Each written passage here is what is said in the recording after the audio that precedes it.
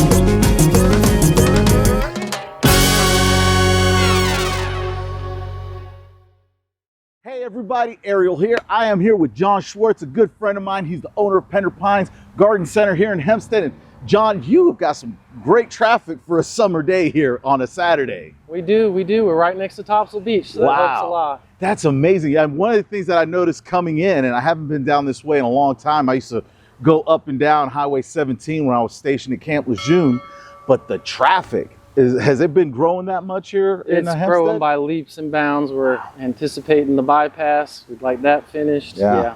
Wow. We're right in the middle of Jacksonville and Wilmington, so everybody commuting from one to the other goes past us. Great, great. Well, tell me a little bit about Pender Garden Center. How did you guys start? How did you guys get here?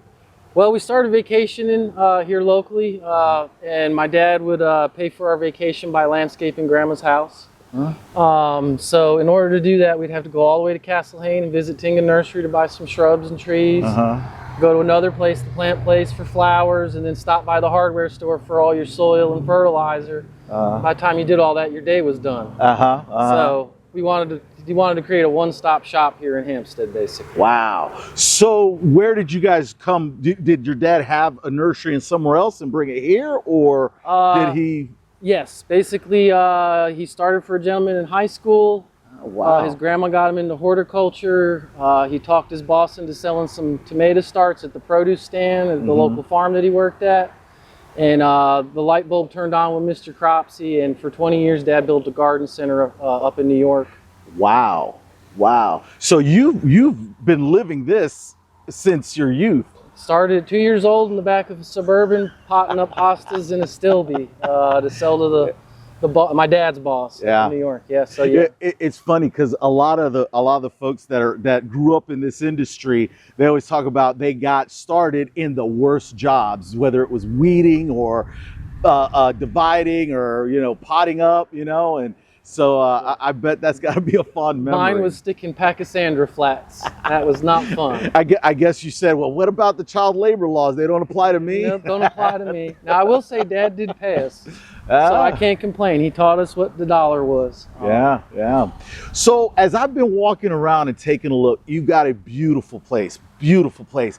What was, I mean, what was the, I guess, the starter, or how did the vision for the ponds and the bird cages and, you know, the goats and all that, where did that come from?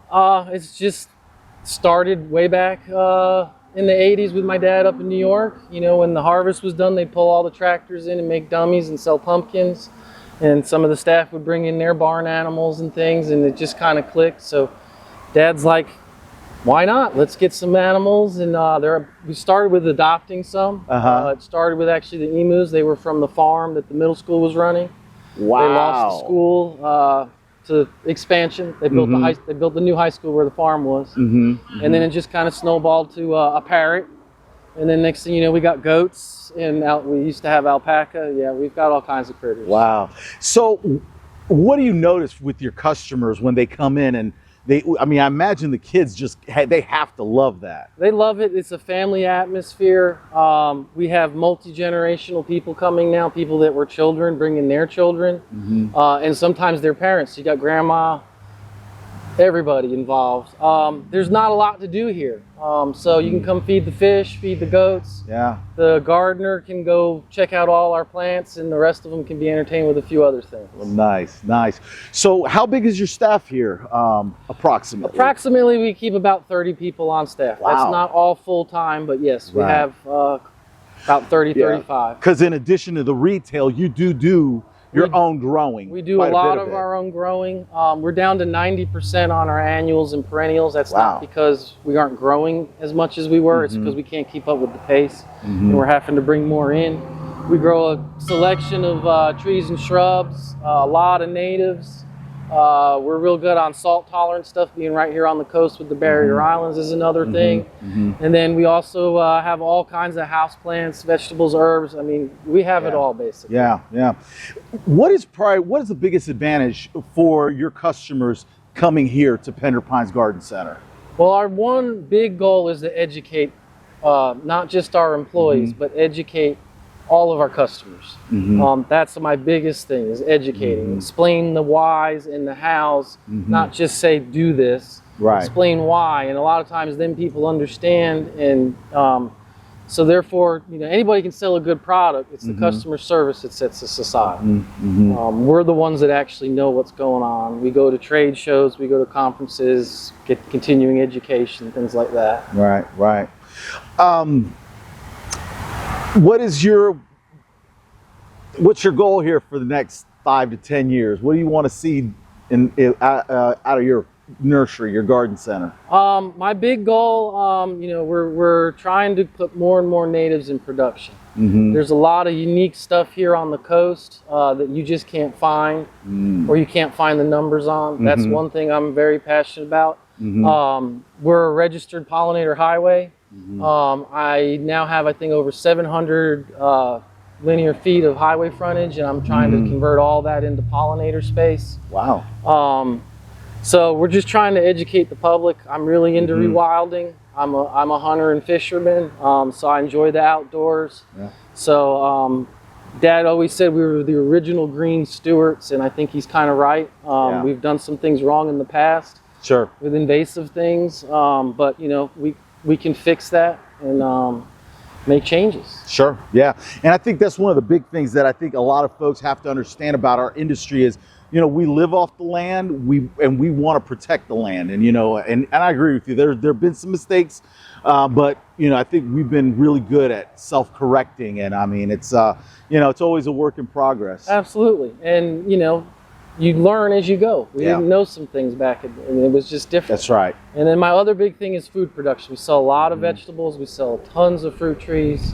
Blueberries, you can basically throw them out the door down here, and they just grow. It's, So if they want to find you online, where can our folks find you online? Penderpines.com. It's real simple.